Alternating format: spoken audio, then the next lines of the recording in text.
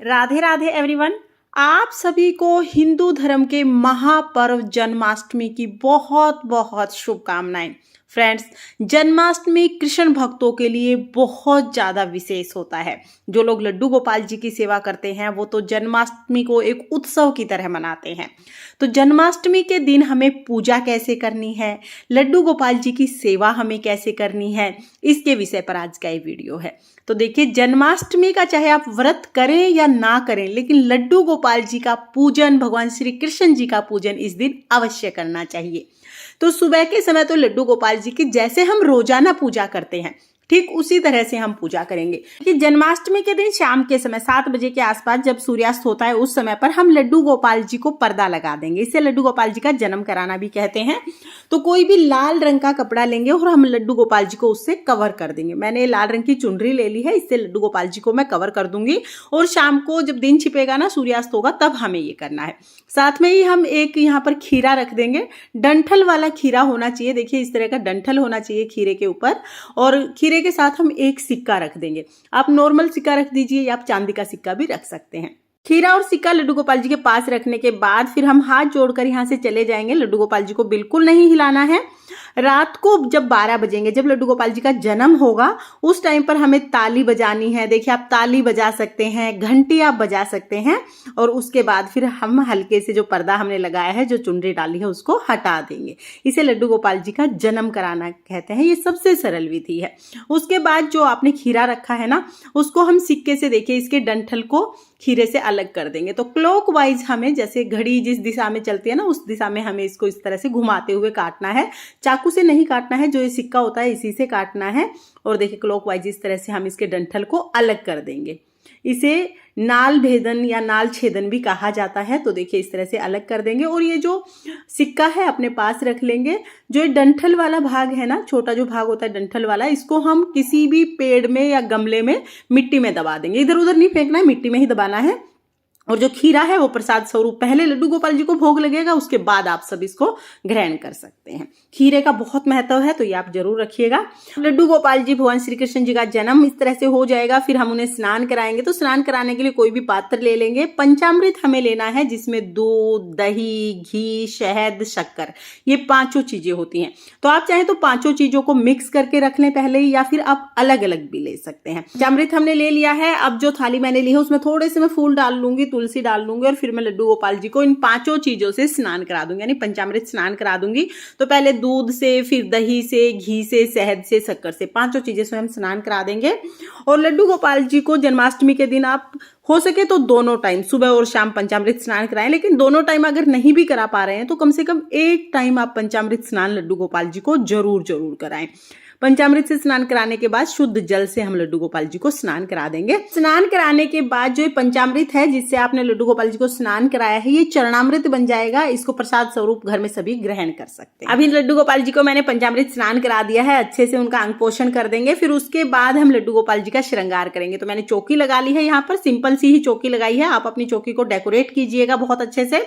उसके बाद हम नई पोशाक अपने लड्डू गोपाल जी को पहनाएंगे। तो देखिए, ये वाली पोशाक मैं अपने लड्डू गोपाल जी को पहनाने वाली हूँ। और जन्माष्टमी के दिन नई पोशाक आप लड्डू गोपाल जी को पहनाना। ज्वेलरी भी अगर आप नई लेके आए तो बहुत अच्छी बात है, लेकिन अगर ज्वेलरी ना भी ला पाए तो पोशाक आप जरूर लड्डू गोपाल जी के लिए नई लेके आना। और फिर उसके बाद देखिए, सुंदर सा हम लड्डू गोपाल जी का श्रृंगार कर देंगे। तो जैसा भी श्रृंगार आपके लड्डू गोपाल जी को पसंद है, उस तरह का श्रृंगार आप लड्डू गोपाल जी का करें। और लड्डू गोपाल जी को मोर पंख अति प्रिय है, तो जन्माष्टमी के दिन आप लड्डू गोपाल जी के मुकुट में मोर पंख जरूर लगाएं। डेकोरेशन में भी आप ज्यादा से ज्यादा मोर पंख का इस्तेमाल कर सकते हैं। तो यहाँ पर देखिए, मेरे लड्डू गोपाल जी तो हो गए हैं पूजा के लिए बिल्कुल तैयार। अभी हम बांसुरी उन्हें दे देंगे और इस तरह से लड्डू गोपाल जी का जो श्रृंगार है वो कंप्लीट हो जाएगा। आपको लड्डू गोपाल जी का इस श्रृंगार कैसा लगा कमेंट करके जरूर बताना। मुझे तो बहुत ही सुंदर लगा। और चलिए, मैं आपको नजदीक से लड्डू गोपाल जी के दर्शन करा देती हूँ। तो येलो और ग्रीन कलर की बहुत ही सुंदर सी पोशाक लड्डू गोपाल जी ने पहनी है। और देखिए, लड्डू गोपाल जी कुछ इस तरह के दिख रहे हैं। तो लड्डू गोपाल जी को हमने चौकी पर विराजमान कर लिया है। अगर आपके पास गाय माता है तो लड्डू गोपाल जी के साथ आप गौ माता को भी जरूर विराजमान करें। तो हरी हरी घास में हमने यहाँ पर गौ माता को विराजमान कर दिया है। और जब भी हम कोई पूजा करते हैं तो गणेश जी का पूजन सर्वप्रथम किया जाता है, तभी पूजा सफल होती है। तो यहाँ पर हम गणेश जी को भी विराजमान कर देंगे। यहाँ पर देखिए सभी की स्थापना हो चुकी है, चौकी मैंने लगा ली है। आप चाहें तो जन्माष्टमी के दिन में ही आप चौकी लगा सकते हैं। चौकी लगाने के बाद जब रात को पूजा शुरू करेंगे, सबसे पहले शुद्धिकरण करेंगे, जल के छींटे हम लगा लेंगे।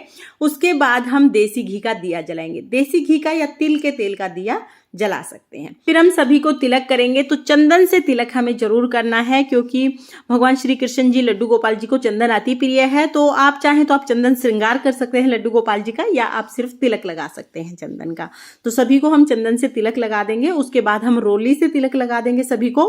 चंदन रोली से तिलक लगाने के बाद हम अक्षत समर्पित करेंगे, यानी कि हम तिलक पर चावल समर्पित कर देंगे। उसके बाद फिर हम वस्त्र स्वरूप कलावा समर्पित करेंगे। तो अगर आपके पास जनेऊ है तो आप जनेऊ समर्पित कर दीजिए। अगर जनेऊ नहीं है तो गणेश जी के लिए इस तरह कलावे को 7 बार लपेटकर आप जनेऊ बना सकते हैं। ये हम वस्त्र गणेश जी को समर्पित कर देंगे। लड्डू गोपाल जी ने पहले से ही वस्त्र पहने हुए हैं, गैया को भी हम कलावा समर्पित करेंगे। उसके बाद हम फूल समर्पित करेंगे। तो इस दिन तो बहुत ही सुंदर सुंदर से फूल आपको मार्केट में मिल जाएंगे। कोई भी फूल जो भी आपको मार्केट में मिले वो आप लड्डू गोपाल जी को, भगवान गणेश जी को, सभी को समर्पित कर दीजिए। सुंदर सा अपनी चौकी को सजा लीजिएगा, क्योंकि बहुत बड़ा उत्सव है हमारे लड्डू गोपाल जी के लिए। अब हम भोग समर्पित करेंगे। तो सबसे पहले हम गणेश जी को भोग समर्पित करेंगे, क्योंकि गणेश जी के भोग में तुलसी नहीं डाली जाती है। उसके बाद हम लड्डू गोपाल जी को भोग समर्पित करेंगे। तो लड्डू गोपाल जी को जो भी भोग समर्पित करें उसमें तुलसी अवश्य रखें, और माखन मिश्री का भोग आप जन्माष्टमी के दिन लड्डू गोपाल जी को जरूर जरूर समर्पित करें। तो यहाँ पर माखन मिश्री का भोग समर्पित कर दिया है। धनिया पंजीरी का भोग जरूर समर्पित किया जाता है, इसी से व्रत खोला जाता है। आप ड्राई फ्रूट्स का भोग समर्पित कर सकते हैं, फल फ्रूट जो भी भोग लगता हो, क्योंकि लड्डू गोपाल जी को तो 56 भोग लगाए जाते हैं। जो भी शुद्ध सात्विक चीजें अवेलेबल हो सबका आप भोग लगाएं। और जो खीरा हमने सिक्के से काटा था उसका भोग पहले लड्डू गोपाल जी को लगेगा, उसके बाद ही कोई उसे प्रसाद स्वरूप ग्रहण करेगा। उसके बाद फिर जल का भोग भी आप जरूर लगाएं, धूप दीप दिखाएं, और इस तरह से हम लड्डू गोपाल जी को भोग समर्पित करते हैं। दक्षिणा पूजा में रही कमियों को पूरा करती है। तो जब भी कोई विशेष पूजा करते हैं दक्षिणा जरूर जरूर समर्पित करें। उसके बाद हमें 1 लोटा जल लेना है। चंद्रमा को अर्घ देने के लिए हमें जल चाहिए होगा। चंद्रमा को अर्घ देने के बाद ही व्रत खोला जाता है। तो 1 लोटा जल हम ले लेंगे। इस जल में हम थोड़े से फूल डालेंगे, और जो धनिया पंजीरी हमने चढ़ाई है उसमें से थोड़ी सी धनिया पंजीरी इस जल में डाल लेंगे। इस तरह से चंद्रमा को अर्घ देने का जल तैयार हो जाएगा। अब हम आरती करेंगे। तो बहुत ही प्रेम पूर्वक हम गणेश जी की और भगवान श्री कृष्ण जी की आरती करेंगे। ओम नमो भगवते वासुदेवाय नमः का जाप हमें लगातार पूजा के दौरान करते रहना है। अब श्री राधे राधे का जाप भी कर सकते हैं। बहुत ही प्रेम पूर्वक आरती हम कर लेंगे। आप चाहे तो कपूर आरती कर सकते हैं, या जो दिया आपने जलाया है उससे भी आप आरती कर सकते हैं।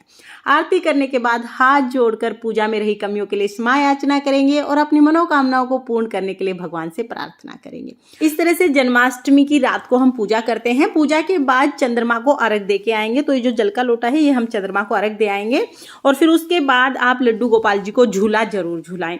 कुछ लोग लड्डू गोपाल जी को स्नान कराते ही पहले झूला झूला देते हैं, बाद में पूजा करते हैं, और कुछ लोग पहले पूजा कर लेते हैं उसके बाद झूला झूलाते हैं। तो एक बार झूला जरूर झूलाया जाता है, और पूरी रात लड्डू गोपाल जी को झूले में नहीं रखना है। बाद में आप जब आप सोने जाएंगे उससे पहले लड्डू गोपाल जी को सुला दें। तो इस तरह से बहुत ही सिंपल तरीके से जन्माष्टमी के दिन पूजा की जाती है। फ्रेंड्स, जन्माष्टमी पूजा की ये सरल विधि आपको कैसी लगी कमेंट करके जरूर बताना। और अगर ये वीडियो आपको पसंद आई हो, वीडियो अगर आपके लिए थोड़ी बहुत भी यूजफुल हो, तो प्लीज प्लीज वीडियो को लाइक कर देना। और हम महिलाएं घर में तीज त्योहार कैसे करते हैं ये देखने के लिए मेरे चैनल को सब्सक्राइब कर लेना। जन्माष्टमी से अगले दिन नंद उत्सव मनाया जाता है, उसका वीडियो भी आपको चैनल पर मिल जाएगा। ये जन्माष्टमी आपके लिए बहुत बहुत मंगलमय हो, इसी कामना के साथ फिर मिलते हैं किसी और वीडियो में। तब तक के लिए जय श्री कृष्णा, राधे राधे।